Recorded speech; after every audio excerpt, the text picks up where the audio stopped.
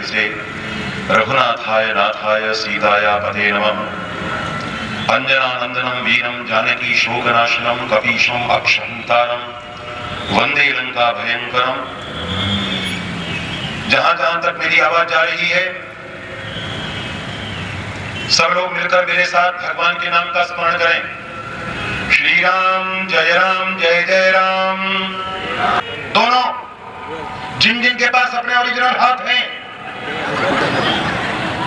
ऐसे, ये चुनाव सभा नहीं है, पंजा मत दिखाओ, मुट्ठियां खींचो, ऐसे संगठन जय श्री राम।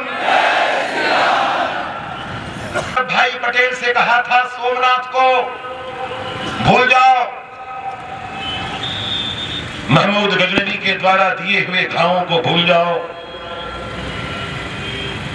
गुजरात की मिट्टी में उत्पन्न होने वाले भारत माता के लाडले लाल नरनाहर नरकेसरी सरदार वल्लभ भाई पटेल ने मोतीलाल नेहरू के नमूने को जवाब दिया था, मियां मैं तुमको भूल सकता हूं लेकिन सोमनाथ को नहीं भूल सकता।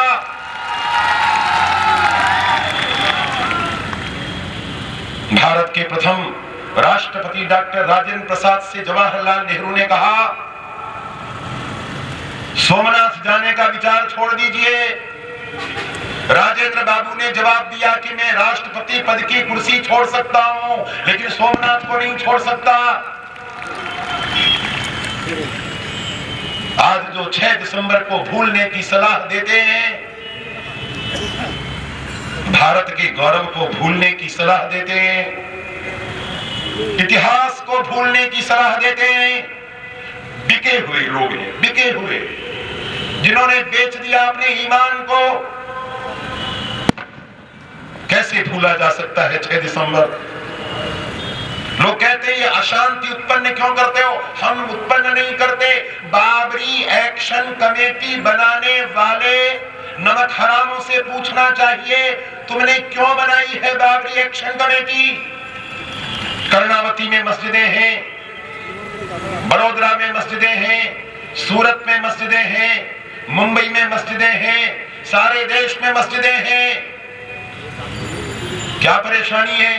बाबरी मस्जिद के पीछे छाती क्यों पीट रहे हो?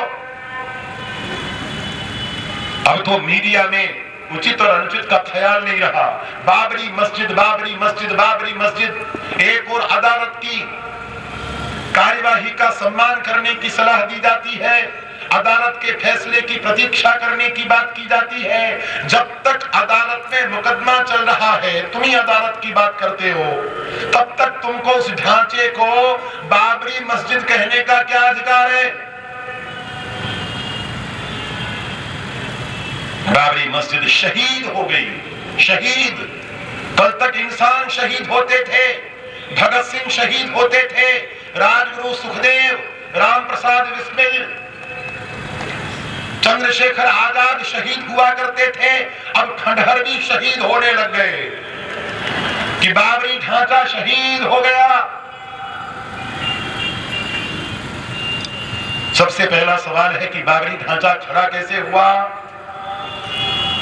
परस्तिश के लिए, खुदा की इबादत के लिए मस्जिद की तामीर की जाती है। अयोध्या में जिस ढांचे को बनाया गया वो खुदावंद करीम की परस्तिश के लिए, इबादत के लिए नहीं तामीर किया गया, वो केवल हिंदुओं का अपमान करने के लिए तामीर किया गया। वो अपमान का प्रतीक, बलात्कार का प्रतीक, अत्याचार का प्रतीक। जब बाबर के समरकंद में हिंदुओं का एक भी मंदिर नहीं है, तो हिंदुओं की अयोध्या में बाबरी की मस्जिद कहां से आई? मक्का में कोई मंदिर है? मदीना में कोई मंदिर है? अरब में, ईरान में, तुर्किस्तान में, अजरबैजान में, सहारा में, बलख बुखारा में, मिस्र में, टर्की में, जोर्डन में, लेबनान में, इराक में, कुवैत में। जब वहां कोई मंदिर नहीं है तो अयोध्या में बाबर का क्या लेना देना? हिंदुस्तान में पहली बार बाबर आया था, मोहब्बत का पैगाम लेकर नहीं आया था, लुटेरा था। इस हकीकत को स्वीकार करो कि लुटेरा था। और जो बाबर को लुटेरा नहीं मानते, उनको मानवाधिकार की बात करने का कोई अधिकार नहीं, मानवीय मूल्यों की कोई बात करने का अधिकार नहीं, ह्यूमन वैल्यूज क्या होती हैं वो जानते नहीं। इबादतगाहें मोहब्बत की नींव पर खड़ी की जाती हैं। बाबर ने जो तामीर की वो मोहब्बत थी, उसने मोहब्बत के साथ, प्रेम के साथ, प्यार के साथ, भाईचारे के साथ बलात्कार किया। आज अमेरिका को पता चल रहा है कि आतंकवाद क्या होता है।